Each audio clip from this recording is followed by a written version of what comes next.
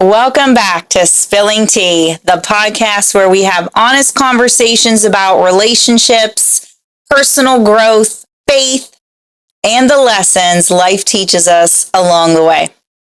Before we jump into today's episode, I want to give a quick shout out to a listener who recently reached out and asked me to explore this topic. I know you're going through a difficult season right now, and after spending some time researching, reflecting, and putting this episode together, I just want to say this one's for you, buddy. There's a stage in every empath's life that nobody really talks about, not loudly anyway.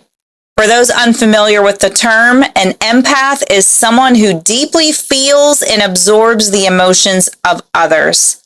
They're often the listeners, the caregivers, and the people who keep giving chances long after most people would have walked away. But what they don't talk about is the final stage of an empath, the moment they stop. So today, we're going to talk about why some of the kindest, most patient people eventually reach a point where they stop trying. Not because they stopped caring and not because they became cold, but because they finally realized that caring for everyone else shouldn't come at the cost of themselves. And that compassion without boundaries really isn't love. So grab yourself some coffee or tea, and let's dive into today's episode called The Empath's Last Stage, When Patience Runs Out. If you're an empath, you probably recognize this feeling immediately. You walk into a room and can sense when something isn't right. You notice changes in people's tone. You pick up on tension that nobody's even talking about. You often understand what someone is feeling before they ever say a word. And because of that, people naturally come to you. They come to you for advice, for comfort, for understanding.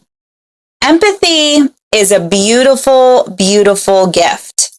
It's the ability to connect with what another person is experiencing, to listen without judgment, to care deeply about how your actions affect others. The world needs more of that. But empathy also comes with a challenge. Because when you understand someone's pain, it's easy to excuse behavior that shouldn't be excused. You tell yourself something like, they're going through a difficult time, or they didn't mean it that way, or they're doing the best they can.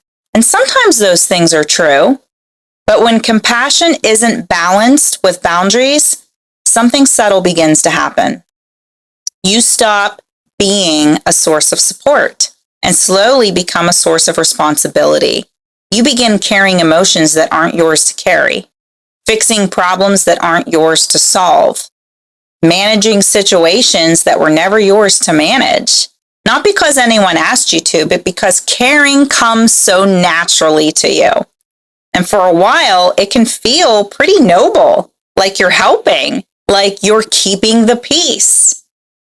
But over time, constantly putting other people's needs ahead of your own starts to come at a cost many empathetic people don't recognize until much later. Because when you're so focused on understanding everyone else, it's really easy to lose sight of yourself. And that's where this story begins. So, the problem isn't empathy. The problem is what happens when empathy loses its boundaries. Most empathetic people don't wake up one day and decide to neglect themselves. It happens gradually, one compromise at a time, one excuse at a time, one unmet need at a time. And at first it feels harmless. You tell yourself, they're under a lot of pressure, or they're struggling right now. They didn't mean to hurt me.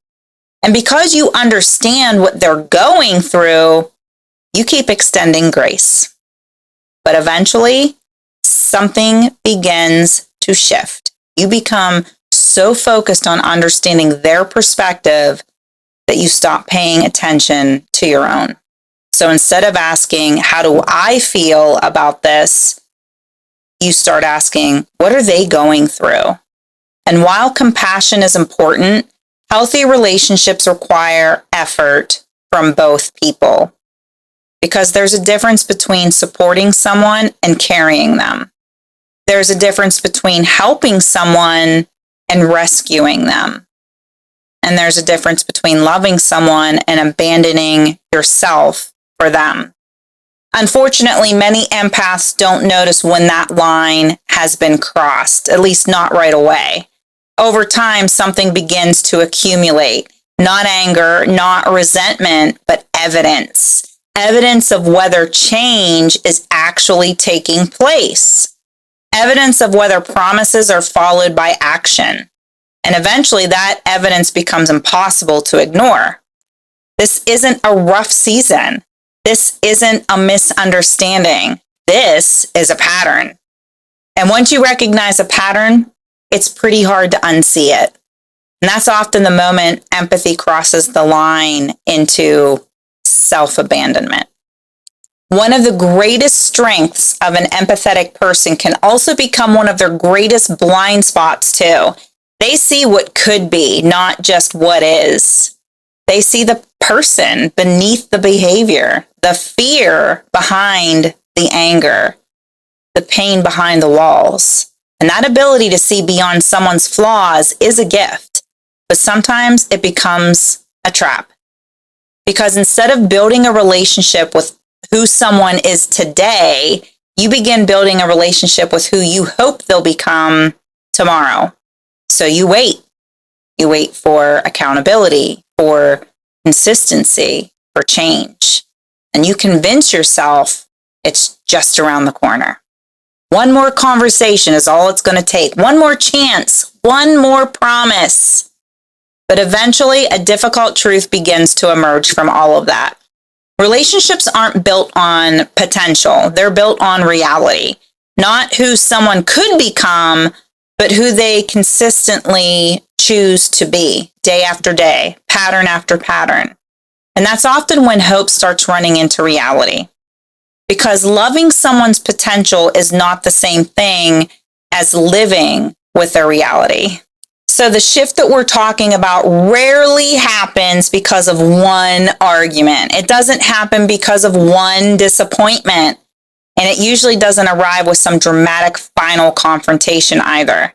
In fact, it's often much quieter than people would expect it to be. Because by the time an empath reaches their breaking point, they've usually already had the conversations. They've already explained how they feel. They've already offered grace. They've already tried again and again and again. From what I have observed, many empaths move through 4 distinct stages before they reach their final point of clarity. And I want to go through those with you. Stage 1 is hope. This is where it all begins. You genuinely believe things can get better. You believe the conversations mattered. You believe the promises. You believe the effort will eventually pay off. Because hopeful people don't just see problems. They see possibilities. And empaths are often filled with hope. They don't just see who someone is, they see who that person could become. Stage 2 is effort. And because you believe change is possible, you invest yourself. You communicate, you compromise, you research, you pray, you adjust, you have the difficult conversations. You keep showing up, and you do everything you know how to do to help the relationship succeed. Because if there's a solution, you're determined to find it. Stage 3, exhaustion. Eventually, something begins to change, not because you stopped caring, but because caring has become exhausting for you. You find yourself carrying more of the relationship than the other person. You become the encourager, the problem solver, the emotional support system. And after a while, the weight starts to show. And that's when the questions begin. Why am I working harder on this than they are? Why does every conversation keep ending in the same place? Why am I still waiting for something that never seems to change? And for the first time, you begin to wonder if effort alone is enough. Stage 4, acceptance. This is the stage most people misunderstand. They think it's anger. They think it's bitterness. They think it's detachment. But often it's none of those things. It's clarity.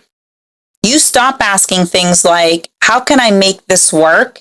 And start asking, what is actually happening here? And that's a very different question because one is focused on possibility and the other is focused on reality. You stop measuring people by their intentions and start measuring them by their actions. You stop listening only to promises and start paying attention to patterns because patterns always reveal priorities. Patterns reveal consistency. Patterns reveal the truth of what someone repeatedly chooses to do. And when someone apologizes and follows through, trust grows. But when somebody apologizes and repeats the same behavior, trust slowly erodes. Not because you're unforgiving, but because you're learning from what you repeatedly experience. And that's when clarity begins to replace hope.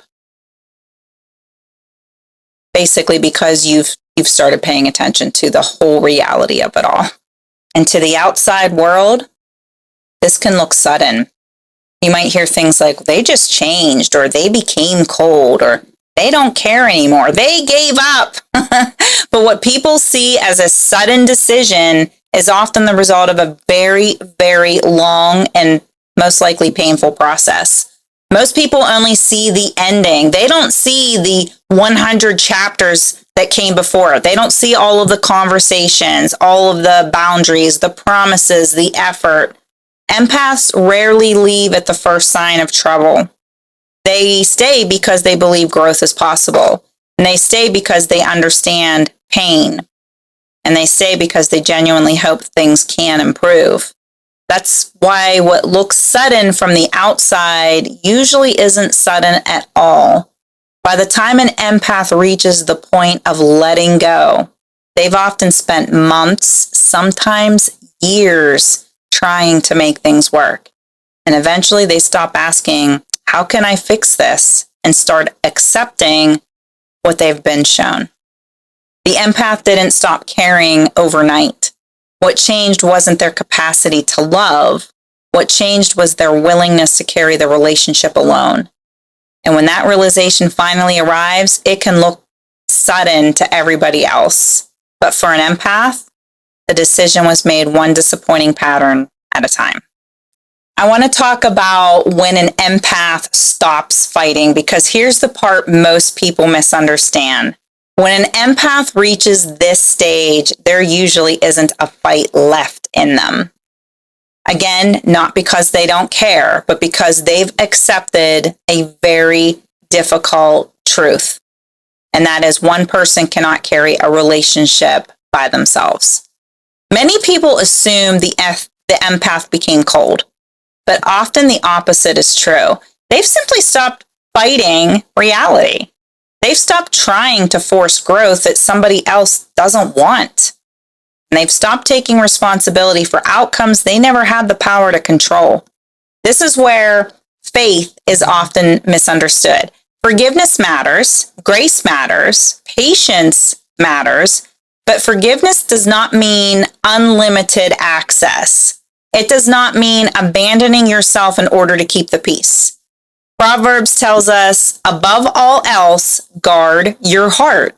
Notice it doesn't say harden your heart, it says guard it. And there's a difference. So when an empath reaches this stage, the change is often quiet. No dramatic confrontation, no final speech, no desperate attempt to be understood, just acceptance. And what surprises people most is the peace. Not the peace that comes from getting everything you wanted, but the peace that comes from finally accepting what is. The peace that comes from no longer arguing with reality.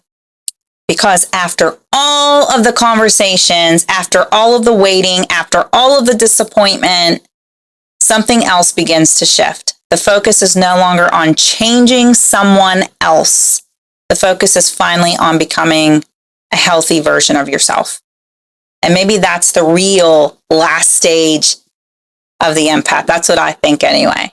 For so long, your attention was focused on everyone else, what they needed, what they felt, what they might become. But eventually, a different question emerges. What do I need? Not selfishly and not arrogantly, just honestly. Because caring for yourself isn't the opposite of compassion. It's part of it. One of the most important and powerful lessons an empath can learn is this. Someone's inability to love you well is not evidence that you were difficult to love. Perhaps the greatest act of empathy isn't understanding everyone else. Perhaps it's finally extending that same understanding to yourself, giving yourself grace, giving yourself patience, giving yourself permission to stop carrying what was never yours to carry. Maybe that's the real final stage, not bitterness, not becoming cold, but becoming whole. Learning that your worth was never measured by how much you were willing to endure. Learning that peace is something you're allowed to protect. And realizing that the same kindness you've spent years giving away deserves a place in your own life too. And if there's one thing I hope you take away from today's conversation, it's this. Empathy is a gift, but it was never meant to be a life sentence. You were never called to carry every burden. You were never called to fix every person. And you were never meant to lose yourself in the process of loving someone else. The truth is, some people will understand your boundaries and some people won't. Some people will celebrate your growth and others may be uncomfortable with it. But growth isn't about becoming who everyone else needs you to be. It's about becoming who God created you to be. And sometimes that growth looks like staying. Sometimes it looks like fighting for a relationship. And sometimes it looks like peacefully letting go. So, wherever you find yourself today, I hope you'll give yourself the same grace you've spent years giving to everyone else, because you deserve it too. Thank you so much for spending this time with me today. If this conversation resonated with you, I'd love to hear your thoughts.